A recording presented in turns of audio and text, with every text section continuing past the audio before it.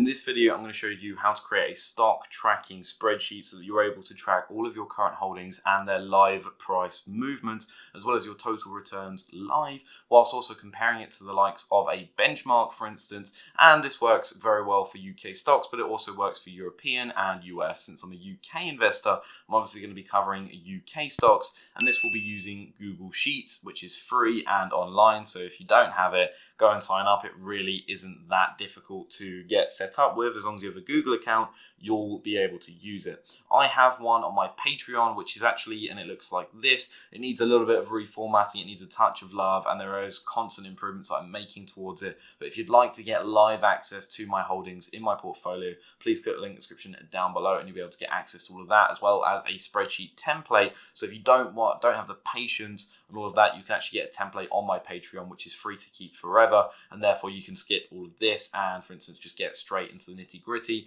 of tracking your stocks. Okay, so we're going to jump straight into our spreadsheet here, and we're going to set up all of this. So the first sheet we're going to call holdings. Then we're going to create a second sheet. We're going to name this transactions. And obviously we can name our total spreadsheet, which I'm just going to put Osborne Foreman, and I'm going to put stock tracker. Then obviously we're going to state in the transaction sheet, we're going to have obviously our first column, which will say date. We're going to have a ticker symbol. We're going to have shares, which is our number of shares, and price. I'm just going to insert a few transactions here. Let's put 3 in today's date. Let me just drag down this for a few days. So let's say the first thing we did is put cash in, 1 share, obviously at a price of 1,000. We've deposited £1,000. If you'd like to see obviously your ticker symbol for any of these investments that you're looking at, UK stocks in particular can be quite hard to identify and track. If you just jump straight to Google, type in obviously like Boohoo share price, and then it will be there above the follow button, and it will say London : Boo, which is Boohoo's ticker symbol being Boo, and then obviously the LON prefix in front of that, which is this. Obviously, you'll be able to see there, and you can copy it in and put it in your portfolio. So let's say we bought 100 shares of Boohoo, an average price of 78 pence. Well, let's say we also bought more shares of Boohoo. No, actually, we sold 27 shares, and notice the negative here, but we sold them at 84 pence per share. Let's also say we bought some shares of Games Workshop. Doesn't need to capitals, for instance, but again, I like to do it to keep things consistent. We bought 2 shares of that at an average price of £71. Let's say we also bought shares of EasyJet, EZJ. Let's say we bought 5 shares of that at £5.63. And let's say we also bought shares of Greggs. Let's say we bought 20 shares of that at £16 each. We've got our transactions all put in here. Please use a similar format, otherwise the spreadsheet isn't going to work for you. But obviously you can change this as you would like, and obviously you can improve this and make the calculations better. If you're nifty with spreadsheets, obviously you're probably not going to need to watch this video, but obviously it can be used for some form of inspiration. Although this isn't going to look very pretty, again, that is down to you and customization after. What I will do, however, is I will make things look a little bit nicer. So first things first, I'm just going to put a shift space here. I'm going to select the whole row. I'm going to make it bold. I'm going to put it to 12. I'm going to horizontal align it, and I'm also going to vertically align it. I'm not going to merge cells. That's a terrible idea. Vertical align and cool. I'm just going to drag this down here, and you'll see why in a second. So the first on the holding sheet, the first column title, I'm going to call ticker. Then the second one, I'm going to call number of shares. In fact, while I do this, I'm going to put a shift space there, and I'm going to wrap cells. So where is it? Is it here? No. Text wrapping. I'm going to wrap it so it fits neater. It just looks nicer then. I'm therefore going to put average price. I'm just going to put AVG price. I'm also going to have a column for current price, which tracks your live prices. Obviously, that is the beauty of this portfolio, that you can track this any time of the day and you can see your total gain and losses. Speaking of, let's look at our day change. We'll start a percentage. Day change in our currency, which is pounds for this one. I accidentally press enter. Then we're also going to have our current value, so our investment value. Has it gone up? Has it gone down, for instance? And then I'm also going to have our gain/loss. And I'm also going to have our return, our percentage return.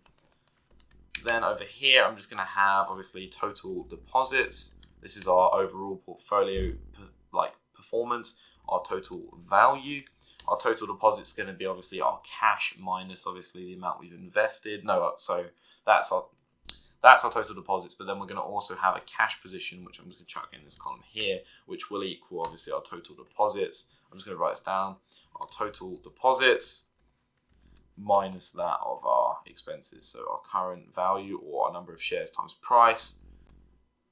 For instance, we'll come back to that later. That's just a reminder for myself there, just in case I forget, as this is a little bit off. We'll also have total returns, which I'll put there.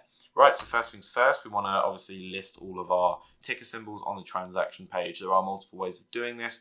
I personally prefer just to type it in myself. So I'm just going to put London Boohoo, because then at any moment I can go, right, I want stats for this stock, I want stats for this stock. For now, I'm just going to leave Boohoo here. Our number of shares calculation is going to be a sum if. So we do sum if tab. It gives you the bracket, transactions, or obviously instead of typing that, you can just go here, transactions, which will be of our ticker symbol, B to B. Then we'll go comma, which will be obviously what ticker symbol we're looking for, well, the one we've typed in column here. So it'll be A2, which is London Boohoo. Then obviously we're going to want to find transactions again on our other sheet and our number of shares to work out obviously how many there are. So we hold a number of shares of Boohoo of 73, which reflects that we bought 100 and sold 27. I'm also just going to add the other ticker symbols in here just to make things a little bit easier so you can visually see how we're doing. Indeed, so London EasyJet, I think I also had LON/Greg's. And just for example, just to show you that obviously it's not going to track a stock that you don't hold, let's also put London WH Smith, which obviously we don't hold. We haven't bought any of that. There are no transactions of SMWH, but obviously you'll see what it can and can't do. So obviously if we wanted to tidy this up, we can hide formula. We can go if bracket A2 equals blank, comma, blank. And then we can go comma again, and our actual thing here. So obviously we can also fill this in, and in fact we can drag this all the way down here, but the good thing is this isn't going to appear. So actually what you can do is you can go, actually, okay, we've now bought shares of, let's say, Aviva. Boom. But so you want to delete it, the number of shares bit has disappeared here. It's a nice little way to clean things up. For now, I'm going to skip past average price. This is a little bit of a complicated formula. Let's stick to the simple things first. So for current price, this is nice and easy. Press equals Google, and it'll come up with Google Finance. You don't want Google Translate, obviously. Press tab again. It'll auto type it in for you, so you don't have to type in Google Finance the whole way. You're therefore going to want to put your cell in question or your ticker. There are two ways of doing this. You can put a quotation mark. You can type in the ticker manually here if you don't want to have a ticker column, or you can just say is A2, because we already have a ticker column available, and it just makes it a hell of a lot easier, obviously, and keeps things simple. Do bear in mind, obviously, that my webcam is covering the right side of the screen. I will scroll over for the other stuff when we are looking at that. Okay, and we're going to put a comma here. We're going to put price with quotation marks and close brackets. Again, we probably want to clean this up a bit. So if we go if bracket A2 equals blank, not plus, equals blank, comma, and then obviously we can drag this down for however many we need, and it's only going to show for the ones that aren't. Obviously, we also need to remember here, and I did forget to include this, that since we are looking at UK stocks, the current prices are tracked in GBX, which is pennies. I don't like looking at my stock prices in pennies, because when you have shares that are greater, obviously, than £10, it starts getting very cluttered and quite easily confusing. So actually what I'm going to do here is I'm going to divide our formula here by 100 to convert this into pounds, and I'll just drag this down again, making life simple. And obviously you can choose how many decimal places you want, but again, we're going to format this for pounds. Keeps things simple, but actually, since this is less than a pound, I'm just going to add an extra 2 decimal places. So there's a greater accuracy there as well. So for day change, we want to put equals Google Finance again, and then we're going to want to put A2. That is our cell in question. We're looking at the ticker symbol for London Boohoo. We're going to open our quotation marks. We're going to put change PCT, or change percentage. We're going to close the bracket, and because this is a UK stock once more, we're also going to divide this by 100. Because what will end up happening here, it's not because it's a UK stock, it's because if I want to format this as a percentage, pressing this button here rather than typing it, obviously it's going to convert this again. So what it's going to do is it's going to multiply by 100. So you're just cancelling out that formula. Again, we want to tidy this up, so let's put if, let's say, and you can do this in a different way. So you can put if, you could open the bracket, you could also put is blank, like this, bracket, and you put A2, there, comma, blank, comma, boom. So you also have your formula like that. So if you prefer to go if A2 equals blank, blank, if not this, if not, you can put if is blank, A2, blank, if not that. So for instance, so you can definitely put some customization in here as you wish. And for instance, if you wanted to spruce things up a little bit, you can add conditional formatting. So let's just drag down for these four here. If you click format, go to conditional formatting, you can therefore change the range. What you can do is if you say format cells if greater than 0, it will therefore give you a green background. Fantastic. Add another rule. If less than 0, give yourself a horrible looking red background. Let's just go orange. It looks nicer, I think. And you've got an orange background there. So therefore, at a glance, you can immediately see Boohoo is down nearly 6% today. Fantastic. Now let's close this. And you can add that as you wish. Change the colors of the text. Again, conditional formatting is a realm on its own. You can do so much with it. You can do it with formulas as well. So obviously there's a lot of flexibility that you can do. I'm just going to scroll along slightly here so you can see the rest of the stuff I'm talking about. Obviously I don't want to be covering all of this up. So for day change, I'm going to put equals Google Finance tab again just to skip the typing of the text. I'm going to put obviously A2.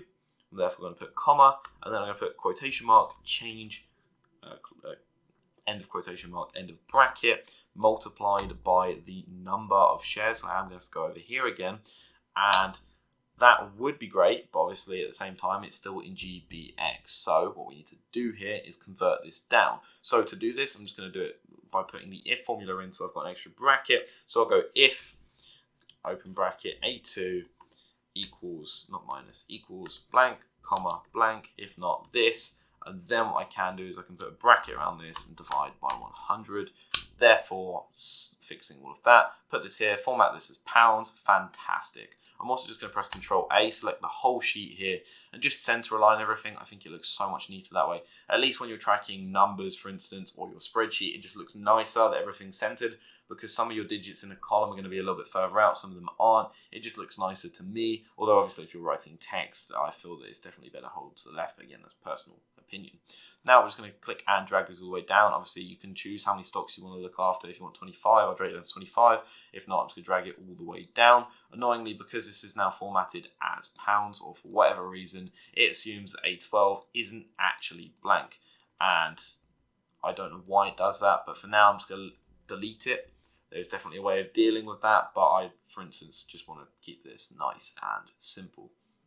So for current value, all you've got to do is your current price, and you've got to multiply by using the asterisk your current number of shares, and therefore we hold £60.91 of, yes, okay, I get it. Cool, is enter that in, let's close that, so you can press Control Enter or just drag it down, for instance, like this, on the bottom arrow, or double click the bottom arrow, whatever you want. Obviously I'm just going to drag this down 25 odd paces. If I wanted to, I'm going to delete it because I've not added any, I've not made it look nicer, for instance. There we are. So what we've got is we've got about £60 in Boohoo, £147 in Games Workshop, £32 in EasyJet, and about £500 in Greg's. So what we can do here is we go over to our total value column. This is a very easy one because all we have to do here is equals, and then we can just go sum, open bracket, and you can just click the top of the column of your current values, close bracket. That is what you have in total. Format this as pounds, obviously. You have £740.61 in value of investments. You can also do total deposits. So you can equals sum. I'm going to put product, although you can obviously do a sum if of this. And then I can go of price, then shares, then ticker symbol. And I'm going to put equals cash, which I'm going to put a quotation mark for rather than clicking a specific cell with cash in it. It just makes life easier and it future-proofs the portfolio. So therefore we can see obviously we've deposited £1,000. Our total value is £740.61. And then if you really wanted to, you could do this, although I suppose it changes. You could also add cash, but let's just get rid of that for now. Keeps things simple, and then for the most part we'll come back to total returns, of course, but obviously you've also got to assume that there is cash. I suppose if you really wanted to, you could have your cash, not cash, If you wanted to, you could type it in manually. So let's just say we have a good £250 left. But then again, I suppose you can calculate this based on obviously what's in your transaction column. I don't personally do it. I like to type it in manually because you can have some different changes. For instance, I get interest on my free trade broker because I'm with Free Trade Plus. Therefore, the interest is going to change my cash position, and therefore I might as well just keep updating it manually as and when. So going back to column H on our gain/loss, we want to do equals bracket. We want to do our current price minus that of our average price multiplied, let's close the bracket, multiplied by obviously our number of shares. And this is going to assume that that's 1 for now, but we're going to drag this down. Now we need to jump into our average price, and this is where things get a little bit complicated. So make sure that your transactions look like this. Obviously they can go down as much as they want. As long as you're clicking the top of the column, it's going to go all the way down. Now for your average price, you're going to do equals average, when you spell it right, average.weighted. You want to put filter. And then I have to refer to my notes here because I'm not that great at it. You're going to want price, your column here. You're going to want to put comma. You're going to want to put your ticker. You're going to want to put equals A2, which is your first ticker in question, obviously. You're going to want to comma that again. You want to do your number of shares, and you want them greater than 0. Close bracket, comma, filter again, and you want to do the same formula once more. So you want to do price, comma, ticker, equals A2, comma, shares, there we are, click the top of that one, is greater than 0. Close bracket, all done there, fantastic. So our average price with Boohoo, let's just format this in pounds again, and let's add 2 extra decimal place because it's obviously a trade, it's penny stock at this point, it's less than a pound, and drag this down here. Fantastic, and sorry, let's just clean this up. These are all greater than a pound, so let's get rid of that. Fantastic. Right, so now obviously we've got an average price for all our investments, and therefore we have a gain and a loss. Once more, we can obviously do this dependent on obviously, let's say, conditional formatting. So if you wanted to, you can obviously make it red or green if it's up or down. Obviously they are up and down here. Well, they're all up actually. So what I might do is I'll go into my transactions page. Let's say we bought Games Workshop. Instead of buying it for 81, we bought it for 91. Therefore, we're going to be underwater. We go into our holdings page, wherever that is. And look, we're now down £34. Now we want to do our percentage return, which equals bracket. And this is our average price minus our current price. So I'm doing C2 minus D2. And then I want to do that, and then I want to close the bracket divided by minus our average price, which is C2 again, and therefore that is our percentage. And what I will do here is I'm going to format the column as a percentage, obviously, so we can see that our return is 6.97. And obviously you drag this down as far as you want. With Greg's, we've done fantastic.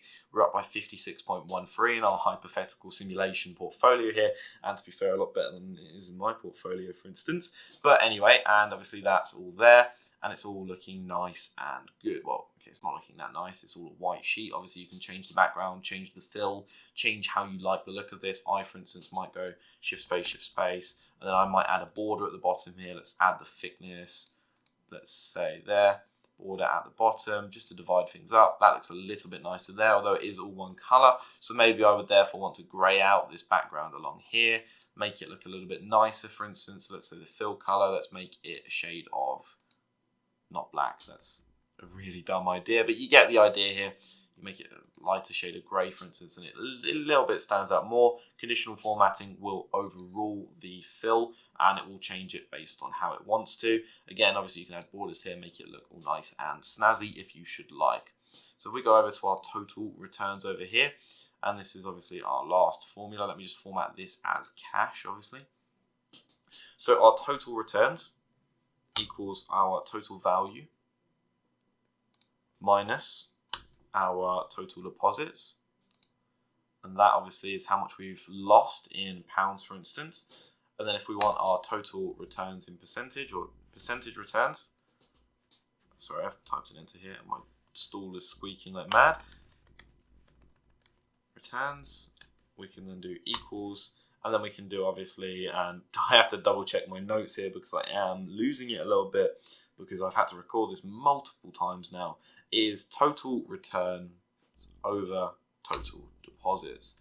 Therefore, we can see once we convert this to a percentage that our portfolio in total is down 25%. But hang on a second, this is wrong, isn't it? Because it's not including our cash position. So we need to reflect this to make it make more sense. So what we want to do is M2, we're going to change this to equals sum of obviously our total value plus, or in this case it'll be a comma, it'll be K2, and then close bracket minus L2. So actually, when we add our total value of £740.61 and our cash position of £250, we've only lost £9.39, which therefore means, and our percentage return formula doesn't need to change, that we've only lost 0.94%. Now, for instance, let's say we wanted to get a little bit snazzier, right? And I am going off books here, and we wanted to find when we first started the portfolio. We can go equals min, which is the minimal value of a data set of here to here, and I think that should do it. And now this is a date, so what we can do is format this. So what I've done is I've gone min of our dates over here in transactions A to A. I'm assuming your first transaction is probably going to be you depositing money into your portfolio. And this will give us our date. So what we'll do is we'll change this format, number, into a date. Therefore, we started this portfolio on the 23rd of February. This is an important figure because you can track back to this. Now, let's say you're interested in some benchmarks. So let's say you want the FTSE 100.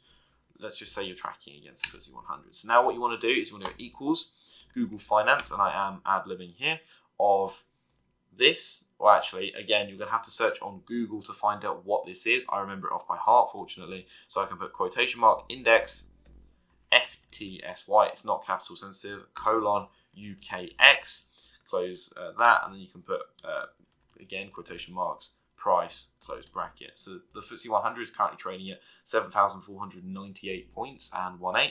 Let's also add the FTSE 250 and let's say the S&P 500. So the FTSE 250, for instance, will be Google Finance again. It will be index FTSE colon MCX. Let's get rid of the quotation mark again. Then we want to put price, and we want to close bracket there. And then the S&P 500 equals Google Finance of index SP or something like that. I can't actually remember what the S&P 500 is. I know it's .inx. Close that, and then comma, and then price again. If that is right. Oh, how did I remember something like that? That is such a unique thing to remember. So there's our total points of our things. So we could put here, for instance, points. Again, obviously formatting is important. You can lay this around as you want. If you only have 4 stocks, only plan to hold 4 stocks, then how you could do it right underneath here and make life a lot easier. So again, we'll carry on to track our benchmarks. We've got our points. Let's get our day return, which will be equals. Let's say it's going to be in percentages, obviously. We're going to put Google Finance again. We're going to put, obviously, index, FTSE, colon, UKX, close quotation mark. And then we're going to put change PCT. And that's how much it's going to change in percentage. So it is gone. It's not gone up by 5% because we need to divide this by 100. Change by 0.05%. I'm just going to copy this formula. Control C, Control V, Control V, and I'm just going to change these dependent on the indexes, obviously. So let's just put MCX, and this is obviously index SP dot INX. Again, if you want to find all of these, and these will produce errors from time to time. Sometimes these will not work. Google Finance can be quite unreliable when providing prices of indexes. I'm not sure why this happens, but it can happen. I get it a lot on my portfolio sheet. Sometimes all you got to do is just refresh the page, or you can do equals if error, if it errors, and then just copy paste the formula in again. You can do this multiple times, so hopefully there's a lower chance of it happening, but ultimately it still happens to me, and it is a right pain towards me, if I'm honest with you. So there we are. We've got a day return, obviously, of the indexes. We could also probably find out our day return of our portfolio, for instance, if we really wanted to step into that. Again, that is up to you, and that's something you could probably add in your own time. You could also track back to inception of the portfolio, so you've got your date here. Remember, this is a numerical format, and you could therefore use this as an advantage. You could also say, you know what, I want to insert, let's just go from ticker symbol and current value. You could say insert a pie chart, well, you could do it like that. I don't want a bar or a column chart. You could say, yeah, okay, I want a pie chart. And to be honest, you can customize that as you will. But for instance, you might just say total holding by percentage. And therefore, obviously, you've got all of your stocks and the percentage that you hold them. Again, it doesn't look very pretty. You'll have to adjust this as you will, change your colors to what you prefer. Again, it's all a personal touch really with spreadsheets. You do as you wish. But therefore, we can see that we hold 8.2% in Boohoo, 20% in Games Workshop, 4.4% in EasyJet, and 67.5% in Greg's. So this person here loves his sausage rolls, clearly, and isn't a fan of cheap flights, but do loves his miniature figures and sometimes a little bit of cheap clothing. This is a right consumer we've got here. But again, obviously, you can track all of this. You can track the point changes, but then you want to see your day returns, obviously, of your portfolio, and you want to see things like that. And you can track against the benchmarks as so. Obviously, you can up the time span a little bit, and I think with time spans, they do get a little bit more complicated. I think you've got to go equals. This next formula is pretty complicated, and to be honest, I will have to copy paste this one because I don't truly understand it myself, and it's very much knowing your own limitations. Obviously, it's great with investing because in there you therefore know not to get involved in stocks that you, for instance, don't like or understand. But let's say when we're tracking a year's performance, I'm going to have to paste this formula in, equals, and Control V. So effectively what's going on here, you want to put equals Google Finance of index FTSE UKX, comma price, like we've done. Remember the quotation marks, it's very important for this. Then you want to divide this by an index of Google Finance of obviously bracket, and you want your quotation marks of UKX. You therefore want to then put price in, and then you want to put comma, date value today minus 365 being a year.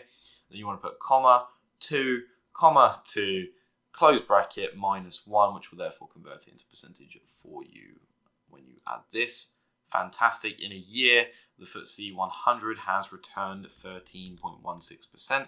We can obviously change this to depending on what index you're on about. And again, you can just search Google first. Remember to change it for both of these. And you can track some very obscure indexes as well, I'm sure, if you wanted to.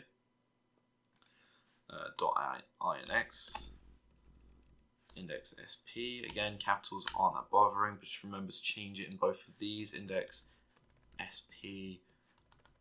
.INX. You also track the NASDAQ, for instance, it'll all be on Google the same way you find your ticker symbol like I did with Boohoo. And therefore, obviously, in the last year, all of these indexes have returned that much. There's no point trying to track the yearly performance of the portfolio, for instance, because simply put, it's not been there for a year. And all of that information is on my Patreon. It's £2 a month. You get a free spreadsheet that you get to keep forever once you're signed up. You can cancel it immediately after if you wanted to, if you didn't want access to my live holdings, and that is completely up to you. An example of the template you would get is here on the screen. Obviously, it's nicer, a little bit more coloring. It's a little bit neater. You've got all of the stats that you need. I'm obviously not going to give away all of the tricks in the trade, but I've given you the formulas that you will need, so therefore you can work out a little bit more. You can also look into annualized returns, your total returns dating back to when you first started the portfolio, which can either be the manual input of a date, or on my stock tracker here, I've actually got it to search for the minimum transaction, obviously, or the minimum date, and therefore it will be there available for you. And again, as things, or as you would like to change things to your will, you can. But I think really the main part is that I've given you a really basic setup so that you can therefore go off on your own and improve it as you would like to. So for instance, if you wanted to add more pie charts, you might want to track your returns per stock, how well you're doing there. You might want to be looking at, okay, you might want to look at your total holdings and include cash, for instance, like I do in my spreadsheet. You might want to go, okay, well, the FTSE 100 has returned this in a year. How much have I returned in a year, for instance? And you can do that as well. Again, this is the freedom and the beauty of having a spreadsheet. You're not at the mercy, if you have the skill set available, at, for instance, the website provider that might be willing to track your holdings, but therefore lead you to a very problematic issue where you've got to put your format to their perhaps liking, and that obviously can make things difficult indeed. I prefer the spreadsheet. It's free and you've got full control over it. So if one day I went, you know what, I want to see how much my year-to-date returns are, my free trade app doesn't offer that for me, or it's very inaccurate, or I can't compare it to benchmarks, so therefore I would like to go and find it out myself and create it on my own spreadsheet. My own spreadsheet being here, for instance, obviously it's a mess at the moment. I've got a pivot table. I'm looking at when I first bought and sold things. I'm very much reformatting it at the moment and changing things up, but you can see that I'm holding Boohoo, Games Workshop, and I have a very, very small cash position at the moment, and I'm nearly underwater by about 50%. Again, not really too bothered about that. But the idea here is freedom to do what you like, and again, that's just my suggestion to you guys. Definitely, I hope I haven't obviously confused you too much in this video, and really all I wanted to do was build the basics. As I said, if you're not interested in the basics, definitely check out my Patreon. It'll all be there, and you can just buy it, obviously cancel it after you've got your spreadsheet tracker, and leave it at that. If you're interested in how many shares of a stock to make £1,000 a month in dividend income, then click the card at the top right of the video. Thank you for watching. I'm Osborne Foreman. Have a fantastic day.